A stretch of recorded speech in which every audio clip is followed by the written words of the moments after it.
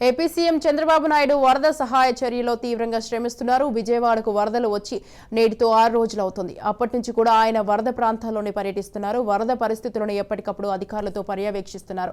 తాజాగా కూడా వరద పరిస్థితులపై ఆరా తీశారు. విజయవాడ కలెక్టరేట్ నుంచి మంత్రులు, అధికారులతో సీఎం చంద్రబాబు టెలికాన్ఫరెన్స్ నిర్వహించారు. వరద ప్రాంతాల్లో జరుగుతున్న పారిశుద్ధ్య పనులను అడిగి తెలుసుకున్నారు. ఇక ఫైర్ ఇంజిన్లతో రోడ్లు, కాలనీలు, ఇళ్లలో త్వరగా క్లీనింగ్ పనులు పూర్తి చేయాలని చంద్రబాబు ఆదేశించారు.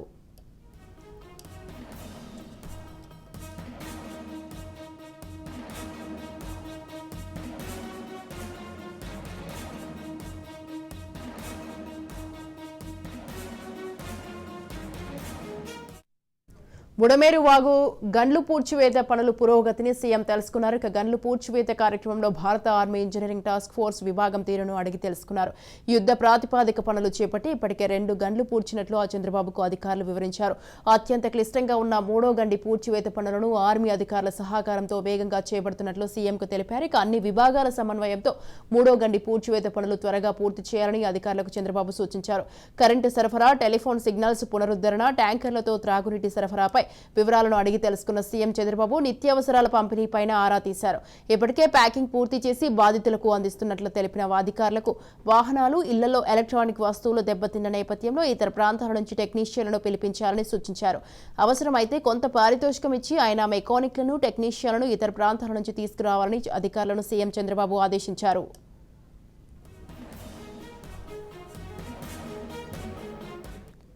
రైట్, ఈ విషయంపై మరింత సమాచారాన్ని AP bureau chief Kranthi phone line లో ఉన్నారు. క్రాంతి, స్వాతి, చంద్రబాబు అధికారులతో టెలికాన్ఫరెన్స్ నిర్వహించారు. ఈ నేపథ్యంలో వరద ఉధృతి తగ్గిన ప్రాంతాలకు సంబంధించి ఏ రకంగా సహాయ సహకారాలు అందుతున్నాయి. ఒక పక్క ఇప్పటికే బుడమేరుకు సంబంధించిన ప్రవాహం అటు కొంత ఉధృతంగా ప్రవాహం పెరిగింది అనే వస్తున్న నేపథ్యంలో ప్రస్తుతం ప్రవాహం ఏ రకంగా ఉంది, మళ్ళీ ఏమన్నా ముంపు ఉండే అవకాశం ఉందా, దాంతో పాటు గండ్లకు సంబంధించి ఇప్పటికి 3 గండ్లు పడిన ప్రాంతాలకు సంబంధించి 2 గండ్లు పూడ్చిన పరిస్థితి ఉంది. 3వ గంటకు సంబంధించి దాదాపు 200 మీటర్ల వరకు ఆ 3వ గంట పట్టడంతో కొంత దాన్ని పూడ్చేందుకు అధికారులు తీవ్రంగా శ్రమిస్తున్న పరిస్థితి ఉంది. ఈ నేపథ్యంలోనే దాన్ని పూడ్చేందుకు అటు భారతకు సంబంధించిన జవాన్ల సహాయం కూడా చంద్రబాబు కోవడం జరిగింది. ఈ నేపథ్యంలో ఈ రోజు ఉదయం దాదాపు 40 మంది బృందంతో ఆర్మీ ఇంజనీర్ల బృందంతో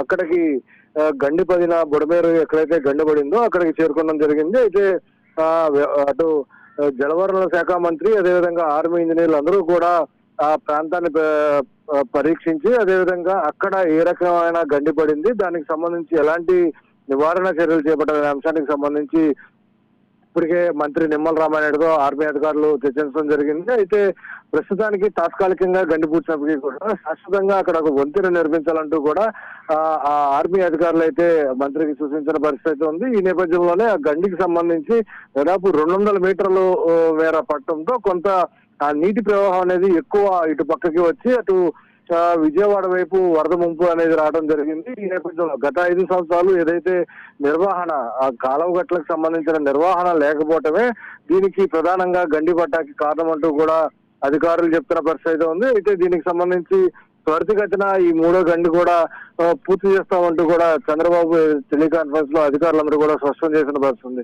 మరోపక్క ముంపు ప్రాంతాలకు సంబంధించి తీసుకుంటే ఇప్పటికే ఇటు సింగనార్ కావచ్చు, రాజరాజేశ్వరపేట, న్యూ రాజరాజేశ్వరపేట పూర్తి స్థాయిలో కొంత కోలుకున్న పరిస్థితి ఉంది. 1 టౌన్ ప్రాంతానికి సంబంధించి కబేలా కావచ్చు, హెచ్పీ కాలనీ, ఈ ప్రాంతాలన్నీ కూడా ఎక్కడైతే వరద ప్రభావం తగ్గింది అక్కడ ఏ రకమైన సహాయ సహకారాలు జరుగుతున్నాయి, దానికి సంబంధించిన క్లీనింగ్ పనులకు సంబంధించి ఇప్పటికే ఫైర్ ఇంజిన్ సహాయంతో అక్కడ ఉన్న ఇళ్లకు సంబంధించిన బురద మట్టి అంతా కూడా క్లీన్ చేపిస్తున్న పరిస్థితి. ప్రతి ఇంటికి కూడా ఖచ్చితంగా ఫైర్ ఇంజిన్ వచ్చి అక్కడ ఉన్న ఇళ్లని శుద్ధి చేస్తుందంటూ కూడా చంద్రబాబు స్పష్టం చేసిన నేపథ్యంలో ఏ రకంగా సహాయ సహకారాలు అక్కడ కార్యక్రమాలు జరుగుతున్నాయి అనే అంశానికి సంబంధించి కూడా అధికారులతో టెలికాన్ఫరెన్స్ లో నిర్వహించిన పరిస్థితి అయితే ఉంది. అయితే ఇప్పటికే ప్రతి వాటికి సంబంధించి ఒక ఫైర్ ఇంజిన్ కేటాయించడంతో పాటు అక్కడ ఆ ఫైర్ ఇంజిన్ కు సంబంధించి ఒక బృందాన్ని కూడా కేటాయించారు. ఫైర్ సిబ్బందితో పాటు వైద్య బృందం కూడా అక్కడ ఇంటిని క్లీన్ చేసిన తర్వాత వైద్య బృందం ఏదైతే ఉన్నారో వాళ్ళు ఆ ఇంట్లో సంబంధించిన వ్యక్తుల్ని పరీక్షించి వారికి అవసరమైన మెడికల్ కూడా అందించేందుకు పూర్తి స్థాయిలో సన్నద్ధమైన పరిస్థితి కూడా ఉంది. ఈ నేపథ్యంలో దానికి సంబంధించి కూడా అధికారులు ఎప్పటికప్పుడు అప్రమత్తంగా ఉండాలంటూ కూడా చంద్రబాబు సూచించిన పరిస్థితి అయితే ఉంది. దానిలో మళ్ళీ పక్క బాధితులకు సంబంధించి ప్రస్తుతం వరద ఉధృతి ఎక్కడైతే తగ్గిందో వారికి సంబంధించి నిత్యావసర సరుకులు పంపిణీ చేసేందుకు ఇప్పటికే పెద్ద ఎత్తున రాష్ట్ర వ్యాప్తంగా విజయవాడకి చేరుకున్నాయి. అటు నిత్యావసర సరుకులు పంపిణీకి సంబంధించి వ్యాన్లు ఏదైతే ఉన్నాయో ఆ వ్యాన్ల ద్వారా ప్రతి ఇంటికి కూడా ఖచ్చితంగా ప్రభుత్వం నిర్దేశించిన 25 కిలోల బ్యాగ్, రైస్ బ్యాగ్ తో పాటు ఆ నిత్యావసర సరుకుల కిట్ కూడా అందించేందుకు ఇప్పటికే మంత్రులు వ్యాన్లకి పచ్చజెండా అవ్వడం జరిగింది. దాదాపు ఈ రోజు 5,000 మందికి ఈ కిట్లు అందించే విధంగా కూడా చర్యలు తీసుకోవాలంటూ కూడా చంద్రబాబు అధికారులతో దిశానిర్దేశం చేయడం జరిగింది టెలికాన్ఫరెన్స్ లో. దీంతో పాటు అటు బుడమేరు కొంత వరద ఉధృతి మళ్లీ పెరిగిన నేపథ్యంలో జక్కంపూడి కాలనీ కావచ్చు, అటు వాంబే కాలనీకి సంబంధించిన పరిసర ప్రాంతాలంతా కూడా ఇంకా 5-6 ఫీట్ అడుగుల నీటి మేర ప్రవాహం కొనసాగుతుంది. అయితే అక్కడ వారికి సంబంధించి ఆహారం కావచ్చు, తాగునీరుకు సంబంధించి ఇతర అవసరాలకు సంబంధించి ఏ రకంగా అందుతున్నాయి అనే అంశం సంబంధించి కూడా ఎక్కడైతే నీటి మునిగి ఇంకా నీటి ప్రవాహం కొనసాగుతుందో ఆ ప్రాంతాలన్నింటికి సంబంధించి కూడా అక్కడ ఉన్న బాధితులకి ఖచ్చితంగా ఆహారంతో పాటు నీరు కూడా అందేలాగా ఖచ్చితమైన చర్యలు తీసుకోవాలంటూ కూడా చంద్రబాబు టెలికాన్ఫరెన్స్ లో అధికారులకు దిశానిర్దేశం చేసిన పరిస్థితి ఉంది. ఏనాటికి కూడా పూర్తి స్థాయిలో దీనికి సంబంధించి ఏదైతే వరద ముంపుకి గురైన అనంతరం కూడా ఇళ్లలో ఉన్న ఎలక్ట్రానిక్ పరికరాలకు సంబంధించి పూర్తిగా నీట మునిగి పడుతుంది. అలాంటి ఎలక్ట్రానిక్ పరికరాలకు సంబంధించి అవసరమైతే ఎలక్ట్రానిక్ టెక్నీషియన్లతో పాటు మెకానికల్ కూడా పిలిపించి వేతనం ఇచ్చి కూడా అవసరం మేరకు పిలిపించుకుని వాటిని రిపేర్ చేయించాలంటూ కూడా అధికారులకి టెలికాన్ఫరెన్స్ లో right. Thank you Kranthi, thanks for the details.